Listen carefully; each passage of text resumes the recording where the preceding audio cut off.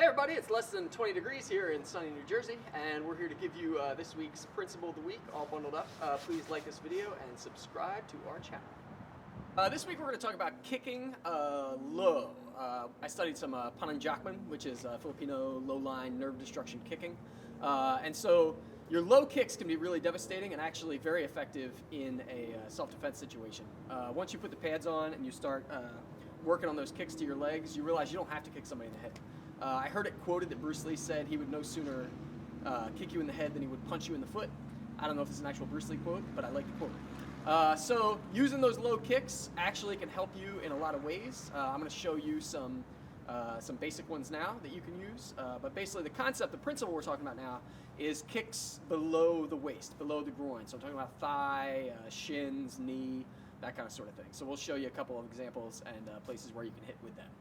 Okay, so if we have Emmy here in a fighting stance, so you face me in a fighting stance to the other side so we can see. Okay, so a couple targets for you to think about while you're doing this. You have the shin, okay? You have the thigh on the outside. You have the thigh on the inside. You have coming up into the knee, top of the foot, and the thigh. All those very legitimate targets. When you get a little bit more, there's some where you can even come and hit the back of the knee sort of situation. So those are all legitimate targets. We train with the pads, and I've had people talk about that and say that when you use the pads, you don't get your legs conditioned as much. I actually find that wearing the pads, your legs get conditioned more because me, as a partner, I feel like I can blast Emmy now if she has those on. You feel it through the pads too. And I find a lot of times when people don't have pads on, they tend to hold back and stuff, so you don't actually get the same conditioning workout as you do when you wear the pads. It's kind of interesting. And it also allows me to practice more what I'd actually be kicking like. So a couple examples of these that I really like, either your roundhouse kick or your tie kick. You can use the shin and instep or the shin to come to the outer thigh. If you can hit that to the inner thigh, that tends to be a lot more sensitive, so those are two kicks you can use. The foot stomp, kind of like a Muay Thai teep, where you're coming in down to the top of the thigh.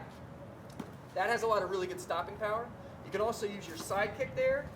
That can also go into the knee.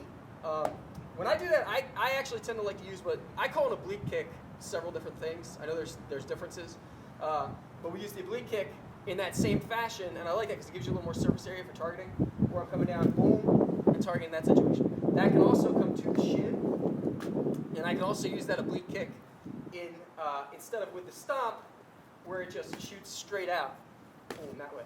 That one is nice to do right up into the bottom of the knee right here for that sort of situation. Really good target right there, and it's also very damaging. You can also target with a tie kick the inside, basically between the shin bone right there and where the calf starts. There's a really good spot to target there. So all those low line kicks are really good ways to damage your opponent and keep them back.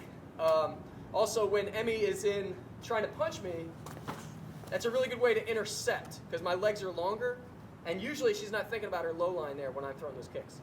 So any of those kicks are good. You can practice those on your heavy bag, or you can practice them on your partner when they got the pads on like this. So we're just going to do a drill right now when she's trying to punch me, and I can move around and use those kicks to stay out of her punching range. So this drill you're going to watch, basically what's going to happen is Emmy's going to have the boxing gloves on. I am trying to stay out of her punching range and using these low line kicks to keep her away. So that's what you're going to see now as we do this.